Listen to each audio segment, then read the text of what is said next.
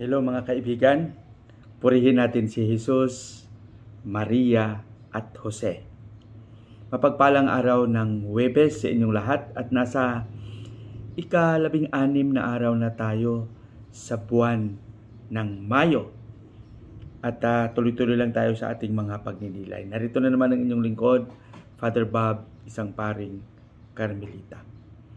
Ngayon ko lang naalala na kahapon, Mayo 15, pinagdiriwang ang kapistahan ni San Isidro Labrador, patron ng mga magsasaka.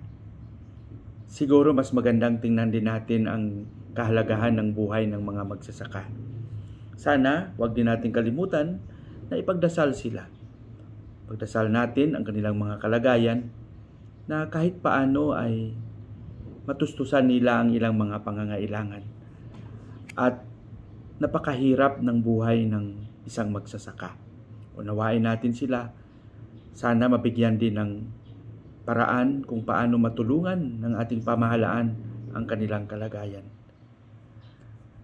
Sa araw na ito, ang ating pagninilay ay ibabahagi sa atin ni San Juan, Kapitulo 17, versikulo 20 hanggang 26. Napansin natin dito mga kaibigan, gaya ng pagbasa natin kahapon, si Jesus ay nanalangin. Ang panalangin ay isang mahalagang aspeto ng buhay Kristiyano. Prayer is integrated in a Christian life. Para sa akin, hindi ito pwedeng ihiwalay. Ang taong Kristiyano na hindi marunong magdasal ay hindi tunay na Kristiyano. Kaya nga sa amin ng mga Karmelita, ang panalangin ay isa sa mga pinakamabigat na elemento sa aming buhay bilang Karmelita.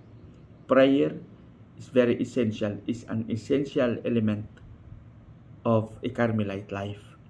Dahil dito sa pagpanalangin ay may palakas natin ang ating ugnayan sa Diyos. Mapalakas natin ang ating buhay espiritualidad. Kaya sana kung marami man tayong inaasam na matutunan sa buhay, huwag nating kalimutan na magsikap din na matuto tayong magdasal.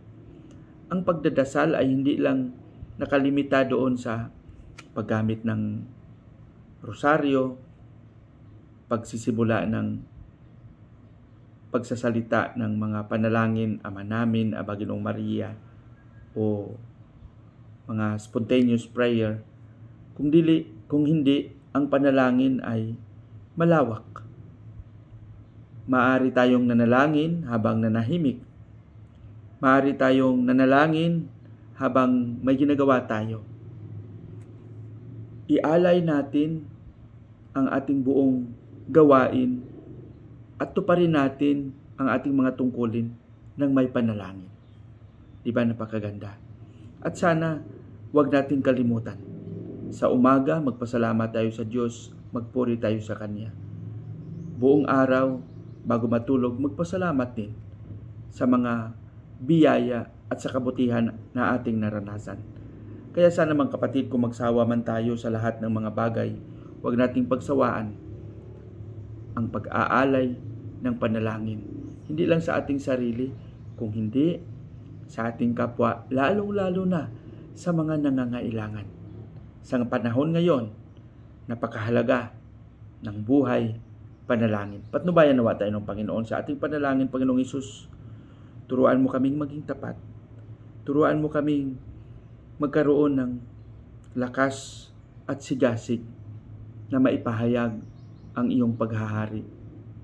Maging instrumento kaya sana kami ng iyong kabutihan at maisagawa namin at maisabuhay ang mga panalangin aming inialay. Amen.